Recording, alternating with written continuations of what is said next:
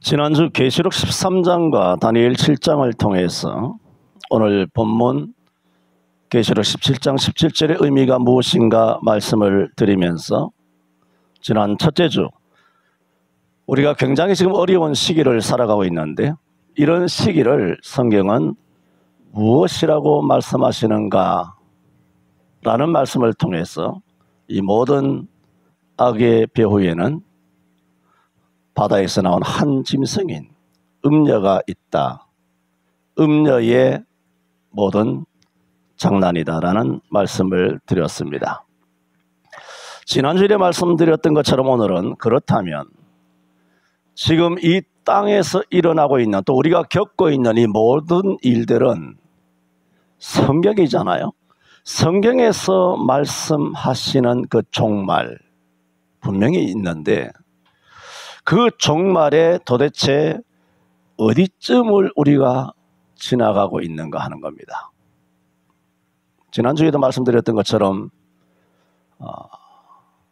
매우 우선은 어려운 작업입니다. 오늘은 지난주보다 더 어려운 말씀이 될 수가 있는데 그냥 성도들에게 이런 메시지를 전해도 괜찮은가 싶은 정도의 말씀이라서 우리가 지금 오후에 룻기를 이제 강론 들어가기 시작했고 룻기를 마치면 이제 그전에 하지 않았던 역대상하를 한 다음 이사야로 건너가서 그 이전을 했기 때문에 욥기도 에스라 느헤미야도 했기 때문에 이사야 예레미야 에스겔 다니엘이 에스겔 다니엘이 스가랴와 더불어 예언서란 말입니다. 그래서 그쯤 가면 다니엘서쯤에 가서 내가 어제 오늘 내일 이번 달에 할 설교를 할 그럴 정도의 계획으로 내 인생에서 목회 계획에서 굉장히 뒤로 미뤄놓은 메시지입니다. 그런데 지금 우리가 살아가는 시대가 너무 그 예언서에 있는 그런 말씀들을 돌아보지 않으면 안 되는 절박함과 그리고 또 한편 영적으로 굉장한 궁금함이 있기 때문에 그걸 이제 아시는 것처럼 여호수아서만 해도 3년씩 하고 빌립보서만 해도 2년 6개월씩 그렇게 강론을 하는 판에 그렇게 하다 보면 내 나이 80이 돼도 다니엘서에 이룰 수 있을까? 그런 이제 생각도 들면서 그렇다면 이번에 어쨌든 하나님께서 나를 코너에 코너란 뜻이 그게 아닙니다만은 여러 가지 영역 간의 어떤 목마름에 이르게 하셔서 이 말씀들을 그 전에 대충 수박 그닥기로 상식적으로 대충 아는 것 말고 더 깊이 있게 연구하도록 또 묵상하도록 날 이렇게 인도하시는 것 같기도 하기 때문에 이것을 제가 할 수밖에 없어서 말씀을 드리게 됩니다만은 오늘 맥주감사 주일이지만 그럼에도 불구하고 이 말씀을 드린다라고 지난주에 말씀드렸고 그리고 다음 주까지 계속될 거라고 말씀드렸습니다만은 마치 이것이 개미구멍과 같아서 겉에 보면 개미구멍은 조그만하지만 그걸 파고 들어가면 안에 엄청난 집들이 널려 있는 것처럼 아마 빨라도 7월 말까지 늦으면 9월 말까지 이 계시록 17장 17절을 통해서 종말론에 대한 말씀이 계속 될 수밖에 없다. 왜 이것은 중간에 멈출 수가 없어요. 멈추면 다 잊어버리고 리듬이 끊어져 버리고 그래서 지난주에 말씀드렸던 것처럼 지난주에 계시록 13장과 다니엘서 7장을 통해서 도대체 우리가 살아가는 이 어려운 혼탁한 이 시대를 성경은 뭐라고 말씀하시는가? 그거는 정리가 됐어요. 근데 문제는 그 우리가 살아가는 시대는 계시록이나 다니엘서에 말씀하시는 그 종말이 있단 말입니다. 그 종말은 맞아 지금 말세 지말이니까. 그러나 그 말세 지말 중에서도 어디쯤인가 하는 겁니다. 그것을 말씀을 드릴 수밖에 없어서 참 어렵게 계시록 17장 17절 본문을 잡고 오늘은 지난번에 계시록 13장과 다니엘서 7장을 인용하면서 계시록 17장 17절을 설명하면서 다 이 본문 저 본문을 찾아보면서 여러분이 말씀을 들으셔야 한다 말씀드렸던 것처럼 오늘은 마태복음 24장과 다니엘서 9장을 여러분이 참조를 하셔야 오늘 드리는 말씀이 그나마 한 50%만 이해가 돼도 나는 성공이다 싶을 정도의 메시지를 지난주에 이어서 하나님의 뜻대로라는 제목으로 말씀을 드립니다.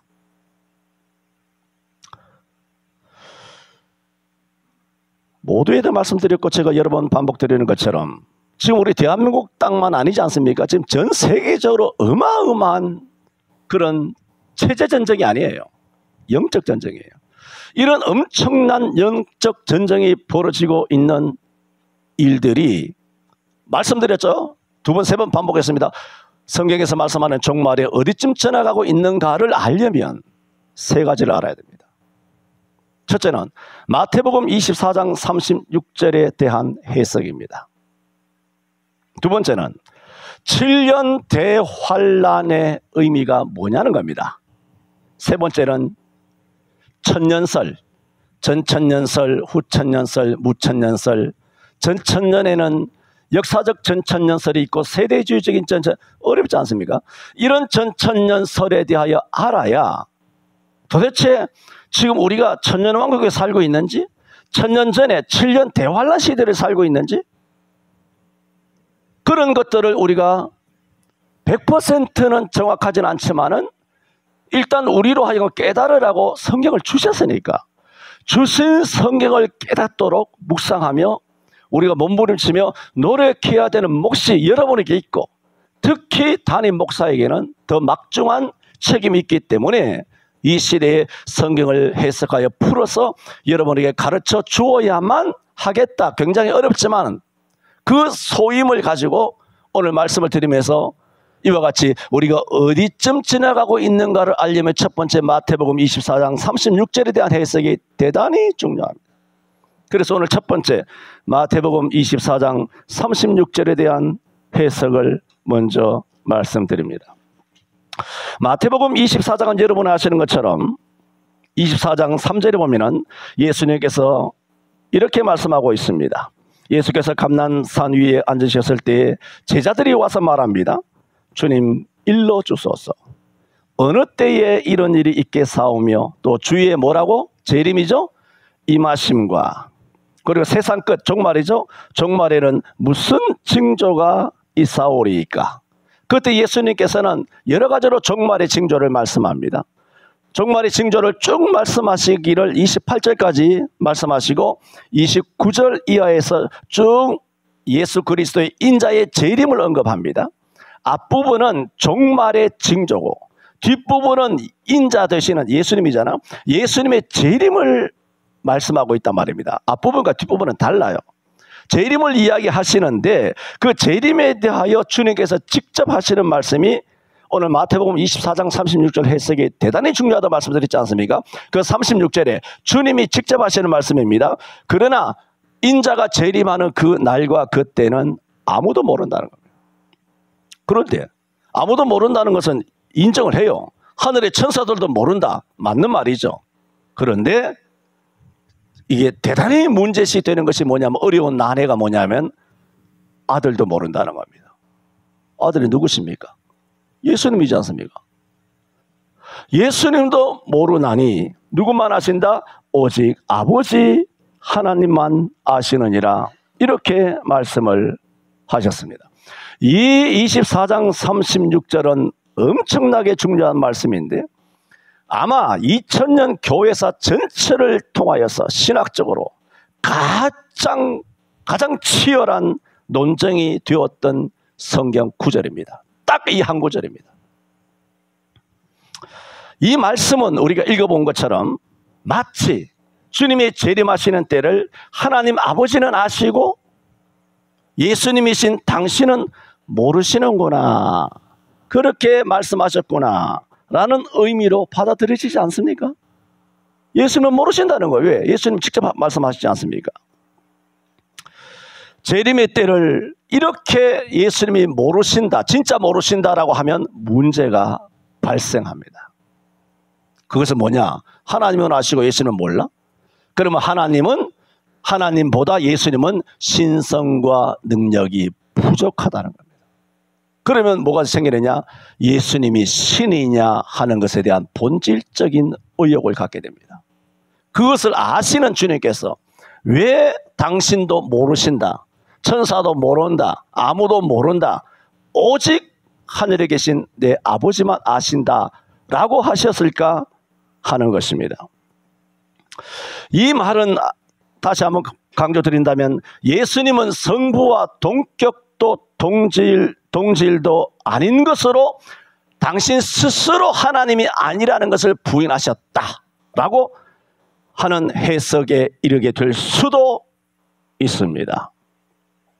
그러면 성경적 신학적으로 치명적인 문제가 발생한다라고 말씀드렸습니다. 성경적으로는 뭐냐? 요한복음 10장 30절에 나와 아버지는 하나이니라 해놓고 이제 와가지고 하나면 다 알아야 되는 거 아닙니까? 당신이 하나님이라면 모르는 게 없으시면 하나님이 전지전능인데 모르는 게 있으시면 뭐든지 모르면 안 되는 거죠. 저나 수요일에도 말씀드린 것처럼 가을날에 바람이 불어서 낙엽이 중력에 의해서 바람에 의해서 그 낙엽이 도대체 어디 가서 어느 쪽에 떨어질 줄 누가 압니까? 양자 컴퓨터가 그거 계산할 수 있습니까? 계산 못합니다. 근데 하나님은 그건 아시는 줄로 믿습니다.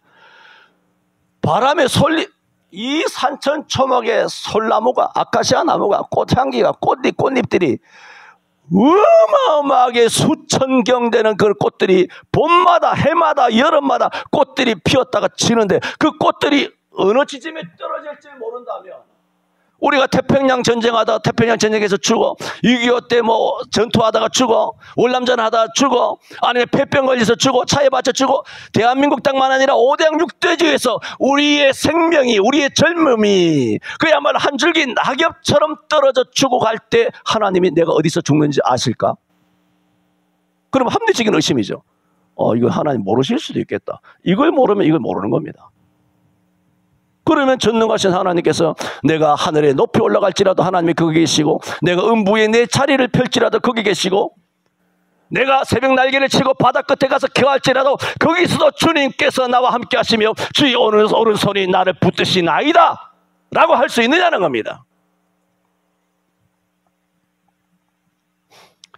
만약에 이 말씀 그대로 문자적으로 하시는 말씀대로라면 예수님 자신의 말씀과도 정면으로 배치가 되고, 또한 재림하실 날도 재림하실 때도 모르시는 분이 어떻게 심판하시나? 심판주라는 사실이 신뢰가 됩니까? 의심이 됩니다. 아까도 말씀드린 것처럼 24장 36절은 2000년 교회사 최고의 신학적 치열한 논쟁점이 바로 이 말씀이에요. 이게 무슨 의미냐는 겁니다. 그래서 초대 교회에서는 이런 격렬한 신학 논쟁이 격렬했습니다. 이것 때문에 정치적으로 사회적으로 죽이고 살리고 하는 엄청난 그런 전쟁이 벌어졌습니다. 오늘 우리가 아무리 심해도 목사가 목사를 죽이고 하지는 않지 않습니까? 근데 그 시대 때는 교부가 교부를 죽이고 로마의 그런 군사를 동원해가지고 상대편 이단과 다른 이론을 갖고 있는, 이 마태복음 24장 36절에 대하여 다른 이론을 갖고 있는 사람들을 척살하는 잔인한 시대가 전개된 그 배후가 뭐냐? 첨단을 아주 치열한 이 신학적 논쟁. 이 본문은 예수 그리스도의 신성을 말하는가? 아니면 예수 그리스도는 하나님이 아니신가? 하는 신적 신성 논란 때문에 AD 3세기 4세기경에 우리가 알지 못하는 약 1700~1800년 전에 그런 치열한 사건들이 초대교회사에 벌어졌습니다. AD 318년경 북아프리카에 가면 알렉산드리아라고 하는 도시가 있어요. 지금 뭐 북아프리카 거기는 뭐 그다지 중요한 도시가 아닙니다만은 그 당시에는 유대인들이 이제 교포죠. 디아스포라라고 하는 교포들이 전 세계 로마 시대에 많이 흩어져 살고 있었는데, 그 알렉산드리아라고 하는 도시는 로마에서 3대 도시에 손꼽히는 거대한 도시인데, 유대인들만 물금 알렉산드리아에 100만 명 가량 머물고 있었다 할 정도로 로마 못지않게 콘스탄티노플 못지않게 이 알렉산드리아에 목회하는 교회 목사, 그 당시에 감독이죠. 감독은 세계적으로 명망을 떨치고 막 엄청나게 유명하고 실력 있고 영성이 뛰어난 목회자만이 뭐 하느냐? 알렉산드리아 교회의 감독이 됩니다. 그 사람이 누구냐? 아리우스라고 하는 감독이에요. 이 아리우스는 그리스도의 신성에 대해서 성자 예수님은 영원한 존재가 아니다, 유일신 하나님의 종속적인 개념으로 피조되었다. 그러면 이게 무슨 뜻입니까? 삼위일체를 반대한 거예요. 삼위일체는 성부, 성자, 성령이 동격 동질돼야 되잖아요. 그런데 예수 그리스도는 종속적인 개념이다, 피조물이다 하니 반삼위일체를 주장을 하였다는 것입니다. 그 근거로 제시하는 성경이 이 성경이에요. 24장 36절 봐라. 강력한 근거로 아리우스가 감독이라고요. 유명한, 요즘으로 말하면 유명한 목사, 실력 있는 목사, 기도 많이 하는 목사, 이 양반이. 그런데도 이 말씀에 잘못 해석해가지고 바울도 말했지 않습니까? 이 말씀 중에 더 어려운 것이 있나니 이것을 억지로 해석하려고 하다가 어둠에 떨어진다. 억지로 해석하지 말라는 말입니다. 그래서 여러분이 잘 아시는 존 칼빈조차도 신구약 성경 65권을 다 주석을 달았지만 칼빈조차도 요한계시록은 주석을 하지 않았어요. 칼빈의 요한계시록 주석은 없었어요. 첫째는 겸손이기도 하지만 요한계시록은 요한계시록만 되는 게 아니에요. 지금 보세요. 지금 여러 성경이 다 연결되어 있거든요. 그러므로 그런 굉장한 아람어, 헬라어, 라틴어, 히브리어 말할 것 없이 온갖 언어에 능통한 굉장한 실력자요, 신앙자요, 기도 많이 하는 칼빈조차도 이 요한계시록에 대한 주석을 하지 않은 거예요. 왜? 너무나 알기가 어렵기 때문입니다. 그러면 나는 왜 하느냐? 알기 때문이 아니에요. 저도 여전히 너무나 모호해요. 이게 저는 여러분에게 말씀을 선포하면서 하나님께서 긍휼을 베풀어 주시기를 원하는 것은 나의 한계잖아요. 성령께서 조명을 주시고 깨닫게 하시고 또 배우게 하시고 익히게 하신 그런 여러 가지 영적 또 육체적 실력적인 외적인 부분도 있겠습니다만은 인간의 한계가 있잖아요. 그 한계는 내게는 또 어마어마하게 있죠. 그런 한계로 최선을 다하여 하나님의 말씀을 지난주부터 이 어려운 말씀을 풀어나가고 있지만은 혹시나 잘못될 수도 있는데 그렇다면 우리 아버지께서 크게 긍휼을 베풀어 주시기를 바라는 것입니다. 아버지께서 우리 가운데 지금 역사하신 성령께서 여러분 속에 올바른 하나님의 말씀이 전달될 수 있도록 여러분 속에 밝게 빛으로 조명을 비추셔서 그야말로 여러분을 그 정도의 길로 그렇게 바르게 정오할 때 바를 정자로 하나님께서 인도해 주시기를 바랄 뿐이지 내가 칼빈의 뒤꿈치라도 따라갈 수 있습니까? 그건 언감생심, 인간으로서 양심이 있다라면 애초에 그것은 말도 안 되는 얘기예요. 그렇지만은 지금 뭡니까? 이런 시대에 우리가 몰려 있잖아요. 지금 그 얘기 하지 않겠어요, 지금. 내가 지난주부터 폭탄 터뜨린다 했지만은 이 폭탄을 터뜨리려면 이 성경적인 바운다리를 나 지난주만 하고 이번 주 폭탄 터뜨릴 수 있었는 줄 알았는데 성경을 들어가니까 안에 개미 구멍 밑에 구멍은 조그만한데 안에 들어가면 집들이 어마어마하게 많아서 이건 내가 길을 잘못한 것이 아닌가. 이건 나의 주제를 넘어선 것이 아니냐. 이걸 어떻게 해야 되느냐. 2주, 3주 어림도 없다. 한 달이 아니라 2달이 갈 수도 있겠다라는 사실의 두려움과 어려움이 내재되어 있습니다. 어쨌든 간에 이 초대교회의 반삼위일체론을 주장한 아리우스, 이 사람이 원래 이단이 아니에요. 알렉산드리아의 감독이라니까. 대단히 명망이 있는 정통교단의 목사는 아니지만 감독이, 목사보다 더 뛰어난 그런 감독, 가톨릭에서는 교부라고도 합니다만은 사도가 있고 사도들의 제자가 속사도고 속사도의 제자를 교부라고 하는데 이 교부의 어휘를 내가 안 쓰는 것은 이 사람이 원래 교부예요. 교부란 이 어휘를 안 쓰는 것은 가톨릭에서 쓰는 것이 신부, 교부 뭐 이런 교부 뭐 이렇게 말하니까 제가 교부라는 단어를 안 쓰고 그냥 감독, 성경에도 감독이라고 있으니까 성경적인 용어로 그 분을 그렇게 여러분에게 소개를 하는 것입니다. 그래서 이 사람은 종말의 때 자기가 재림하면서 자기가 언제 재림하는지도 모른다고 하는 사람이 어떻게 하나님이냐? 하나님과 동등된다고 말할 수가 없다. 또 예수님이 직접 인정했지 않느냐? 36절은 예수님께서 나도 모른다. 직접 인정하시지 않았느냐라는 주장을 펴고 있는 것입니다.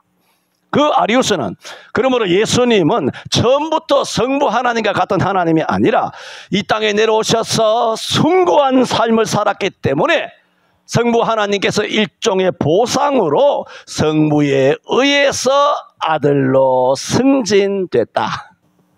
그쯤으로 아리우스가 성자 예수님을 폄하한 겁니다. 이단이죠. 그 근거를 24장 36절 말씀을 들었다는 것입니다. 이 같은 아리우스의 이단적인 논리를 탁월하게 반박한 그 당시 초대교회 최고의 교부와 막강한 신학적 지식을 가진 사람이 남아 있었으니 그 사람을 이름하여 아다나시우스라 하더라. 이런 사람이 혜성처럼 등장하여 이 아리우스의 모든 이론을 철저하게 파괴를 시킵니다.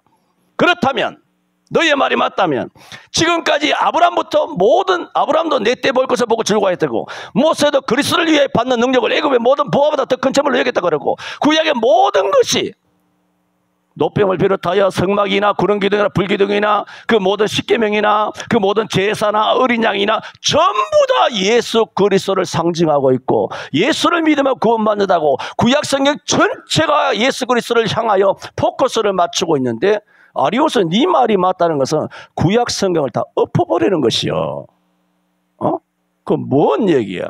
성경에 마태복음 24장 36절만 있어? 구약의 엄청난 예수 그리스도를 그림자라는 그 모든 사건과 인물과 역사들이 어마어마하게 도배되어 있는 것에 대해서는 일부러 눈을 질끈 감고 네 눈에 반짝 띄는 거 이거 하나 들고 나와가지고 예수 그리스도의 그 막강한 신이신 성부 하나님의 그 신성을 모독하고 폄훼해? 그렇다면 아브라함과 모세와 다윗과 그 모든 선지자들은, 또 우리 교회들이 지금까지 예배해온 것은 예수 그리스도신데, 그러면 우리가 피조물을 경배하였다는 말이냐? 말도 안 되지 않습니까? 그리고 계속 논증을 하기를, 여러분 마태복음 24장이라고 말씀드렸지 않습니까? 마태복음 24장 3절 이하의 말세의 징조를 주님께서 말씀하셨어요. 예수님께서 당신의 재림할 날을 모른다가 36절에 말씀하시는 그 예수님이 말세의 징조에 대해서는 얼마나 정확하게 말씀하시는가 한번 보세요. 5절에는 많은 사람이 내 이름으로 와서 이르되 나는 그리스도라 하여, 그러니까 자칭 그리스도로 하는 이단들이 많이 일어날 것이다라고, 그래서 많은 사람이 미혹될 것이라고 5절에 주님께서 정확하게 말씀하고 있지 않습니까? 또 6절에는 또 난리와 난리 소문을 듣겠으나 라고, 난리와 난리 소문이 있겠다. 또 7절에는 민족이 민족을, 나라가 나라를 대적하여 일어나겠고 저체 기근과 지진이 있으리라. 정확하게 말세에 일어날 일을 말씀하고 있지 않습니까? 그리고 쭉 넘어가서 15절에 넘어갔지만은 그냥 시간 없어서 넘어가는 겁니다. 15절에 그러므로 너희가 선지자 누가 다니엘의 말한 바 멸망에 가증한 것이 거룩한 곳에 선 것을 보거든 읽는 자는 깨달을지죠. 성경에 읽는 자는 깨달을지죠 하는 말씀이 많이 있지 않습니까? 이것은 사람의 지력으로, 학력으로, 스펙으로, 사람의 어떤 노력으로 되는 것이 아니라는 거예요. 성령 하나님께서 눈을 열어주어야 돼요. 다니엘서가 뭡니까? 하나님께서 다니엘에게 이상을 보여주신 거예요. 다니엘이 이상을 깨달은 것이 아니라 하나님께서 이상을 보여줌으로 깨달은 거예요. 다니엘 7장이잖아요, 그게. 그때로부터 15년 뒤에, 오늘 다니엘 9장도 참고해야 된다 그랬는데, 다니엘 9장도 뭐냐? 그가 메데바산 나라의 왕 다리오 시대 5년에 그가 예레미야서에서는 뭐라 그랬어요? 이스라엘이 70년 동안 포로되어 갈 것이라 바벨론에 말했잖아요. 그것을 기도하던 중에 그 예레미야 선지자를 통하여 이스라엘 유다 민족에 대한 70년이라는 의미가 무엇이 깨달았어요. 깨닫자 그가 하나님 앞에 엎드려서 기도하기를 시작해요. 나라를 위하여 기도하고 백성들의 죄를 내놓고 자복하며 회개하며 하나님의 뜻을 그렇게 구하는 그런 다니엘서 이제 7장이나 9장이나 간에 그것도 뭐냐? 이런 간절한 기도 끝에 누가 이르느냐 하면은 가브리엘 천사장이 이런 다니엘서 9장에 다니엘에게 이르렀어요. 다니엘에게 이른 다음 오늘 말씀드릴 굉장히 중요한 7년 대환란에 대한 이상과 예언을 다니엘에게 주시는 거예요. 제가 지금 말씀드리는 것은 다니엘이 깨달은 것은 하나님 이상을 주셨던가 아니 가브리엘 천사장을 통하여 메시지를 준 거예요. 메시지를 줌으로 깨달은 것처럼 오늘 제가 15절을 말씀드리면서 읽는 자는 깨달을진저라는 것은 인간의 힘으로는 애초에 불가능하다는 겁니다. 여러분 하나님 말씀 앞에서 겸손하시기를 바랍니다. 이 겸손하십시오라는 말도 맞지 않아요. 우리는 겸손이라는 뭐 겸손이에요. 당연히 박아야지. 당연히 무릎 꿇고 갖다 박아 대가리 박아야지. 뭘 겸손이야 겸손은. 여러분 우리가 뭐 원산폭격할 때 대가리를 연병장에서 갖다 박을 때 겸손하게 어떻게 머리 박을 수 있지? 겸손하게 머리 박는 법이 있나? 그거 뭐 그냥 얼차려요. 그냥 갖다 박으면 0.5초네. 우리가 하나님의 뭐 겸손을 떨면서 그렇게 목삼내 장놈내 이름을 생쇼를 하면서 그렇게 겸손에 일부러 겸손함 디모데전서 6장에 말한 것처럼 너희 일부러 겸손함과 천사 숭배함을 인하여 너희 상을 빼앗지 못하게 하라 그랬어요. 왜 오늘 한국교회 성도들 목사 장로 권사 집사 전부 다 왜 일부러 겸손한 종교적인 모션을 취하냐 말입니다. 구역질 나잖아요. 그러므로 우리는 읽는 자는 깨달을진저 했을 때, 우리가 겸손을, 그런 짬밥이 못 돼요. 일부러 겸손해 그냥 박는 거지. 그만큼 우리에게 강조하는 말씀이에요. 사람의 힘으로는 다가갈 수 없는 하나님의 영광에 있다는 거죠.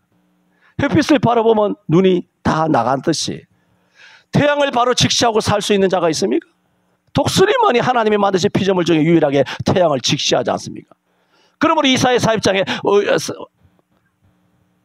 여호와를 경외하는 자는 독수리가 날개치며 하늘로 올라감 같을 것이요. 그렇게 말씀하신 거 아니에요. 우리가 독수리 같은 신앙을 가져야 돼요. 요한복음이 바로 독수리의 복음이고 예수님께서 이스라엘 백성을 독수리 날개를 업어서 광야로 데리고 나오신 거 아니에요. 읽는 자는 깨달을진저 조금 곁으로 나가서 그걸 또 말씀을 드렸습니다만 이렇게 말씀의 징조에 대하여 아주 정확하게 말씀을 하고 있습니다. 또한 뿐만 아니라 21절에서도 이는 그때에 큰 환난이 있겠다. 그런데 그 환난을 적시하죠. 어떻게 합니까? 창세로부터 지금까지 일어난 환난이 아니라 창세로부터 지금까지 없었던 환난. 그걸 주님께서 당신이 언제 재림하시는지 모른다는 24장 36절의 말씀을 그런 문맥에는 안 맞잖아요. 지금 문맥에는 안 맞고 문자 그대로 이해하여 예수님은 참신이 아니라고 반삼위일체론을 아리우스처럼 주장을 한다라면 앞에 똑같이 주님께서 지금 말씀을 하시면서 당신의 재림의 날짜 앞에 종말에 일어날 징조를 먼저 말씀하실 때 수십 가지를 말씀하잖아요. 그게 정확하잖아요. 종말에 일어날 일들을. 또한 30절 31절에 보면은 그때 이거는 이제 재림이죠. 그때 인자의 징조가 이거 재림할 때 재림의 시기를 모른다는 주님께서 당신이 재림할 때 징조를 지금 가르쳐 주는 거예요. 그때의 인자의 징조가 하늘에서 보이겠고 그때의 땅의 모든 족속들이 통곡하며 어느 족속들이 땅에 땅의 모든, 예수 안 믿는 사람들이 땅의 모든 족속들이 통곡하며, 우리는 통곡하는 게 아니죠. 우리는 할렐루야 주님을 두 손들어 영접하게 되는 것입니다. 할렐루야. 내가 부흥회를 가면 그러면 두 손 들고 아멘 합시다 뭐 하고 뭐 이렇게 역사하고 뭐 통성기도 할 텐데 그냥 넘어가고 통곡하며 그들이 인자가 구름을 타고, 보세요. 내가 구름을 타고 올 것이라. 물론 물리적인 구름이 아니에요. 영광의 구름인데 어쨌든 정확하잖아요. 인자가 올 때 이 땅에 어떤 일들이 일어날지 정확하게 알고 계시지 않습니까? 이 날이 뭡니까? 주님께서 재림하시는 그날 벌어질 일이에요. 그날 벌어질 일을 정확하게 말씀하고 있지 않습니까? 또 31절에도 저가 큰 나팔 소리와 함께, 주님 재림하실 때 천군 천사의 나팔과 함께 소리와 함께 이 땅에 재림하신다는 말을 여러분 많이 들은 바가 있지 않습니까? 저가 큰 나팔, 이거 하면서도 염려스럽네요. 이거 다 말씀 못 드릴 수도 있습니다. 오늘 제가 세 가지죠. 정말 우리가 지나는 이 시대가 과연 성경에서 말씀하신 종말의 어디쯤인가?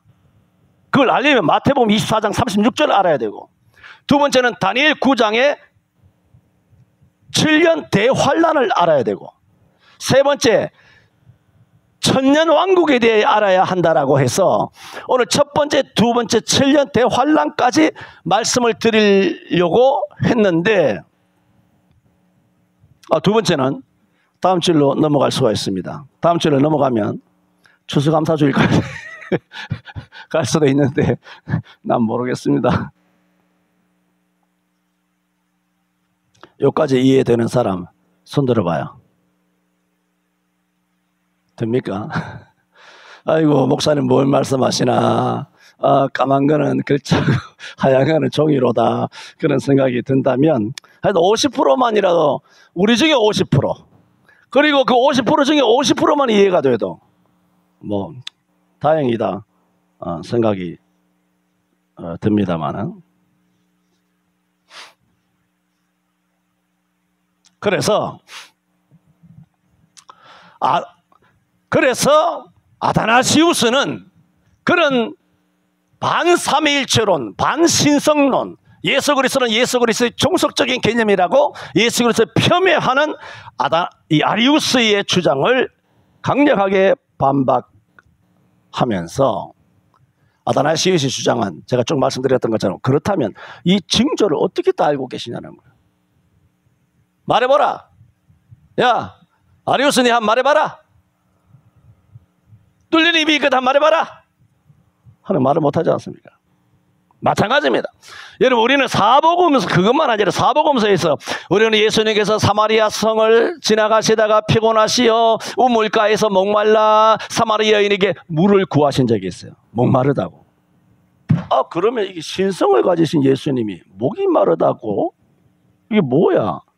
이 반삼위일체론 아니야? 누구도 그 장면을 반삼위일체론과 연계시키지 않습니다. 또 예루살렘에 마지막에 올라가셔서 길 가시다가 시장하시어 무화과 나무 아래에서 양식을 구하신 적도 있어요. 신이 무슨 배도 고프다고? 시장하시다고? 그래서 뭐 뜬금없이 그 흔한 무화과 나무 과실을 구한다고? 이게 도대체 뭐지? 이 예수는 신이 아니야. 하나님이 아니야. 정말 하나님과 종속적인 관계야. 누구도 그 본문을 그렇게 해석하지 않습니다. 예수님이 3번 우셨잖아요.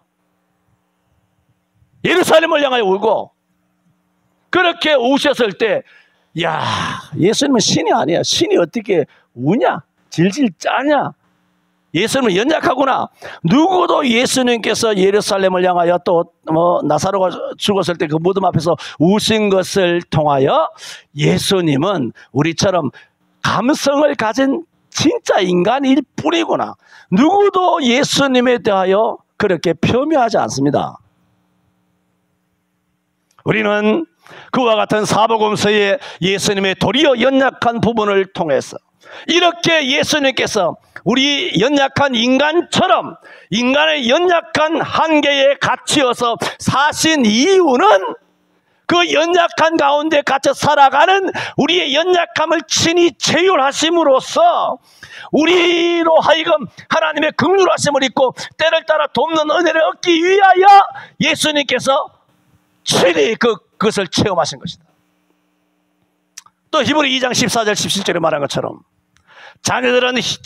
우리들은 혈육이 있잖아. 신은 혈이 없잖아. 피가 없지 않습니까? 자녀들의 혈육에 속하였으므로 그도 또한 한 모양으로 혈육에 함께 속하시면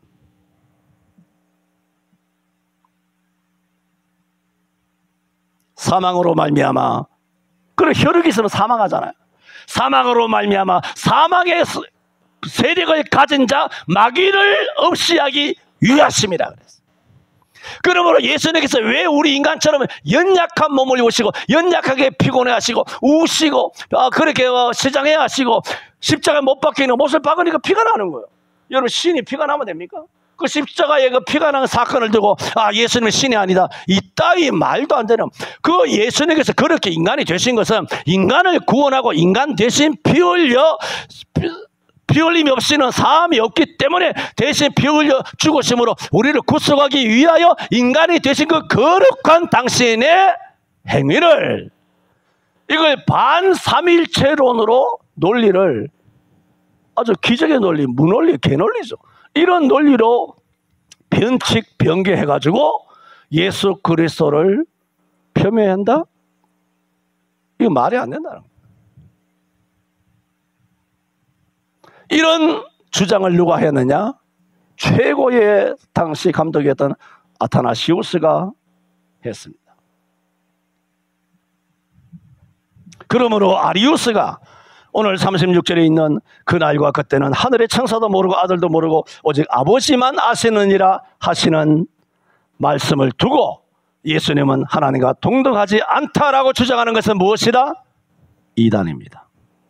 이 같은 이단이 어디로 내려왔느냐? 오늘날 거의 그것이 여호와의 증인입니다. 여호와의 증인은 예수를 신으로 믿지 않습니다. 부활도 믿지 않습니다. 여호와의 증인. 이런 것들은 여호와의 증인만이 아니라 오늘날 자유주의 신학자들과 다원주의 신학자들은 물론 심지어는 복음주의 신학자들, 전통적인 그런 정통파 신학자들에게까지도 어떤 면에서는 깊숙하게 스며들어 있습니다. 이 같은 AD 4세기경에 있었던 신학적 논쟁은 모두에 말씀드렸던 것처럼 수십 년간 로마 제국 전체를 정치적인 투쟁으로까지 몰아넣어서 이 나라를 지키는 그 당시 황제인 콘스탄티누스라고 하는 이 황제가 이걸 그냥 둬서는 로마 나라가 쪼개지겠다. 그래서 콘스탄틴 황제는 이 문제를 해결하기 위하여 그 유명한 AD 325년 세계 제1대 그런 종교회의를 어디서 모이느냐? 니케아에서 모여서 니케아 회의를 개설하여서 거기서 어떻게 하느냐? 거기서 예수 그리스도의 신성되심을, 하나님 되심을 인정하고 그리고 아리우스를 이단으로 정죄합니다. 325년 세계 제1대 종교 그런 회의에서 니케아 신조를 만들게 됩니다.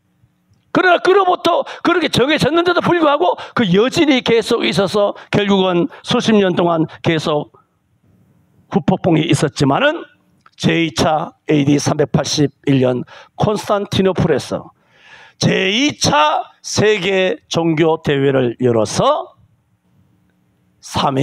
그때야 삼위일체다. 성부, 성자, 성령은 삼위일체, 일체시다. 라는 삼위일체론을 확립합니다. 오늘 우리는 삼위일체를 확신하고 있지 않습니까? 누가 가르쳐서가 아니라 성경이 그렇게 말하고 있는 것은 뭐냐? 381년 제2차 전세계 종교회의 콘스탄티노플의 결의 삼위일체론을 제정한 겁니다.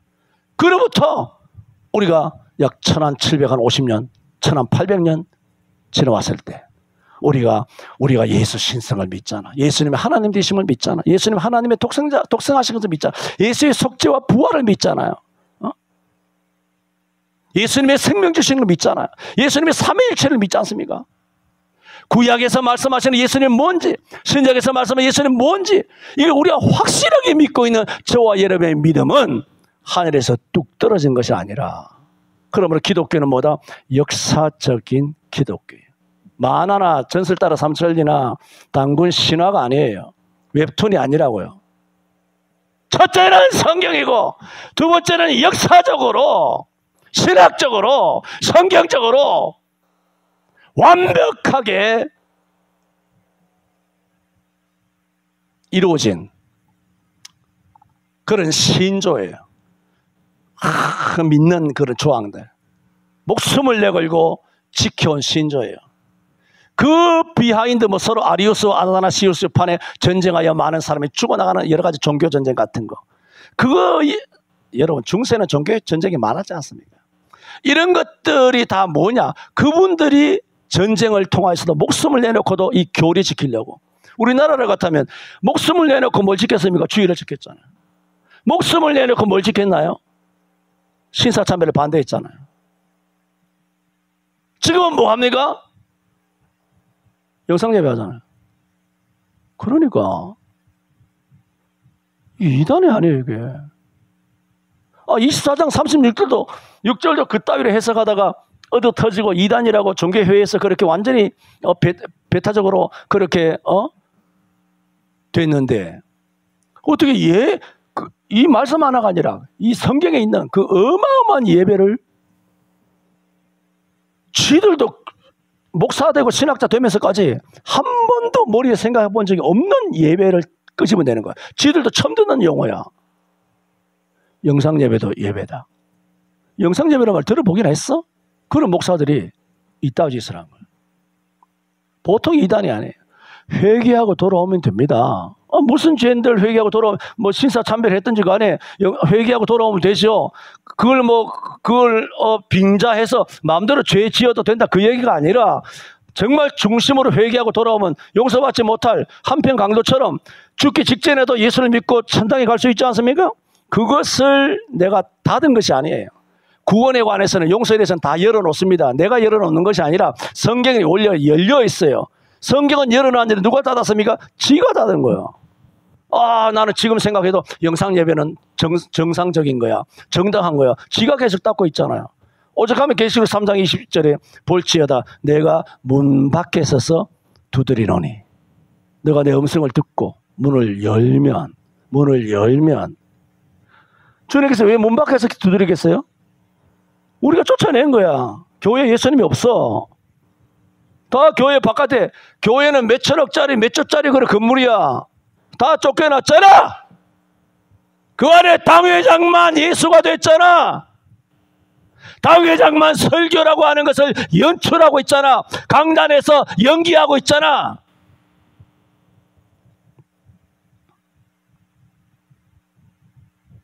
저는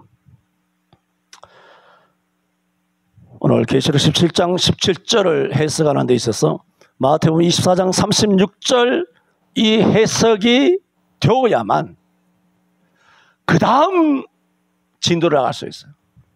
오늘 시간 관계상 여기 말씀을 마치고 다음 주일에는 그 유명한 7년 대환란이 뭐냐 하는 것과, 7년 대환란은 성경에 없어요. 7년 대환란이란 말이 어디서 그 말이 툭 튀어나왔느냐는 거예요. 7년 대환란이 다 들어봤죠. 예수 안 믿어도 이단들이 이런 거 많은 말을 하니까 7년 대환란 천년왕국 이런 거 많이 들어봤을 겁니다. 굉장히 중요한, 그리고 정말 난해하고 어려운 그런 주제입니다만은 다음 주일은 또 7년 대환란만 설명하다 보면 또 시간이 갈 수도 있겠습니다만 기도합니다. 주님, 오늘 맥주 감사 주일을 맞이하여 주께 감사드립니다. 오늘 우리가 가지고 있는 성부 하나님, 성자 예수님의 하나님 되신 예수님께서 사람의 몸을 입으시고 이 땅에 내려오시고 자기를 낮추시되 죽기까지 십자가에 못 박혀 죽으시고 3일 만에 부활하시고 승천하시고 하나님 보좌 우편에 재위하시고 성령을 보내주시고 그리고 하나님께서 삼위일체 되심과 예배 중심과 귀한 정경인 이 성경이 우리 손에까지 들어오게 된 데는 전적 하나님의 은혜입니다. 정말 우리가 맥주 감사주일에 진심으로 본질적으로 근본적으로 감사해야 될 것, 내게 예수 복음이, 내게 이 정경의 성경이 우리의 손에까지 전달되기까지 하나님께서 앞선 수천 년 동안의 수많은 훌륭한 신앙의 순교자들의 피를 통하여 우리에게 전달된 사실에 대하여 깊이 감사하는 주일이 되게 하여 주옵소서. 예수님 이름으로 기도하옵나이다. 아멘.